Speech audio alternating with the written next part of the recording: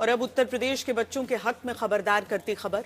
आपका बच्चा जिस स्कूल में पढ़ता है, अगर आपको पता चले कि उसके टीचर को दूसरे काम में लगा दिया गया है और उनकी जगह कोई भी शिक्षक आपके बच्चे को स्कूल में पढ़ाने नहीं आ रहा, तो आपको अपने बच्चे के भविष्य की चिंता होगी।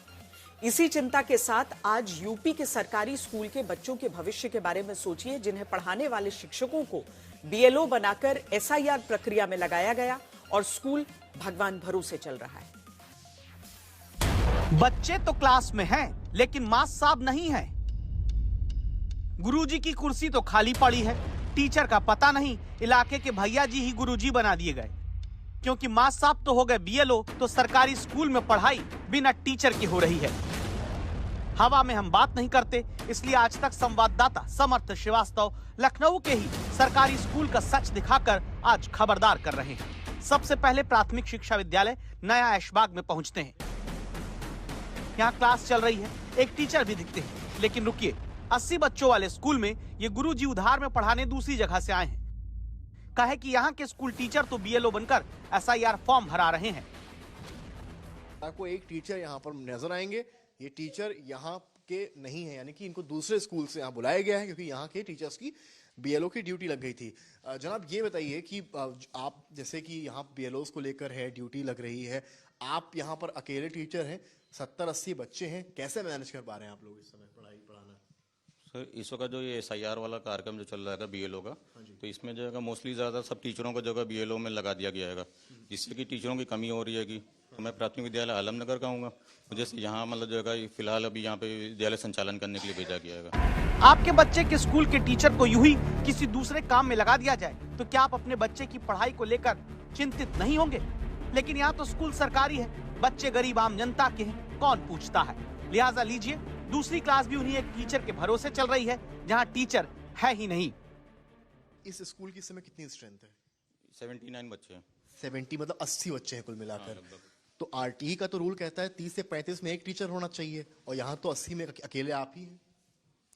हाँ, अब लगभग मतलब फिलहाल तो जब ये एसआईआर वाला कार्यक्रम चल रहा है, तब तक तो मतलब इसी तरीके से ही मतलब जगह पर बराबर देख रहे हैं। जहाँ से सरकारें चलती हैं, ये वहाँ का हाल है। ये दूसरा स्कूल लखनऊ में प्राथमिक विद्यालय पांडे का तालाब है। स्कूल में बच्चे उत्तर लिख रहे हैं कि रास्ते में उसने देखा कि एक बड़े आदमी का सामान गिर गया था। गद्यांश का उत्तर लिखते बच्चे खुद ये उत्तर चाहते हैं कि इनके मास्टर साहब पढ़ाने कब आएंगे। स्कूल में 60-70 के ऊपर बच्चे हैं। बड़ी बात यह है कि यहाँ कोई अध्यापक इन्हें पढ़ाने के लिए नहीं है। अधिकतर स्कूलों के जो टीचर्स हैं उन्हें बीएलओ में लगा दिया गया है। और अगर आप इस स्कूल की बात करें तो यहाँ तो वैसे भी रिटायरमेंट के बाद शिक्षक नहीं है, शिक्षा मित्र के भरोसे ये पूरा प्राथमिक विद्यालय चल रहा है। बहुत सी समस्याएं हैं। जैसे समस्याएं हमारे लिए यही है कि यहाँ टीचर्स नहीं, हम लोग 3-3 क्लास देख रहे हैं और सारे सब्जेक्ट हम लोग देखते हैं। लखनऊ में ही ये प्राथमिक विद्यालय करेहटा है, जहाँ स्कूल में बच्चे दिखे नहीं। पता चला यहाँ सामने पार्क में खुले में बच्चों की पढ़ाई चल रही है, और किसके भरोसे चल रही है, अब ये सुनिए।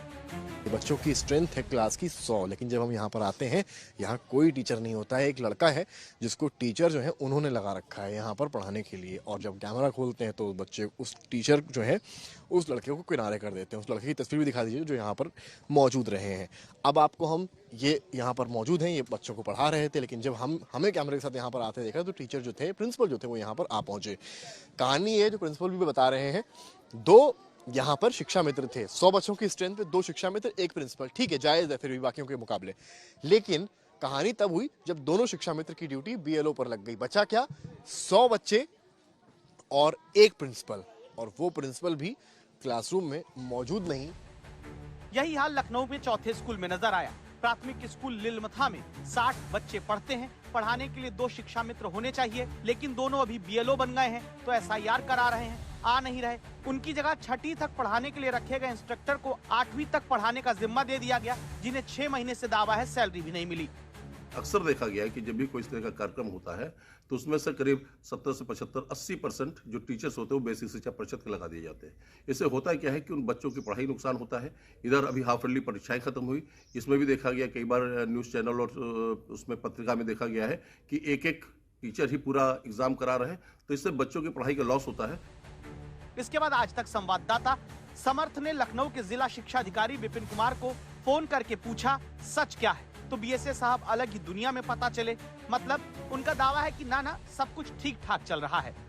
क्या वो तो सारे जो बीएलओ लगे भी हैं वे तो उसमें है कि आप जो जिस समय शिक्षण कार्य होगा उस समय आप रह करके तब बीएलओ कार्य करेंगे। लेकिन ये पॉसिबल कहाँ है? बीएलओ को तो हम लोगों ने भी कवर किया सुबह से लेकर रात तक। पॉसिबल तो है, पर ये है कि कर भी रहे हैं, ऐसा नहीं है। आप अभी मुझे ऐसा तो नहीं समझ में आ रहा कहीं पर बहुत सारी नहीं मैं असल में आज तक ने तो मैं भेजिएगा नहीं आज तक ने 5-6 स्कूल्स में पड़ताल की तो वहाँ पाया कि कहीं पर एक शिक्षा मित्र है, कहीं पर एक क्लास में टीचर है। उन स्कूलों की सूची भेज दीजिए यदि आपने ऐसा पाया है तो मैं देखता हूँ कि ऐसा है नहीं। एसआईआर जरूरी है, लेकिन उसके साथ क्या आम गरीब के बच्चों की सरकारी स्कूलों में पढ़ाई पर ध्यान देना जरूरी नहीं? क्या इसका वाकई कोई हल कभी शिक्षा विभाग ने सोचा ही नहीं? सोचा होता तो खुद बीएसए को लखनऊ में पता होता कि कैसे स्कूल अभी बिना टीचर चल रहे हैं। बाकी जिलों का हाल आप खुद सोचिए।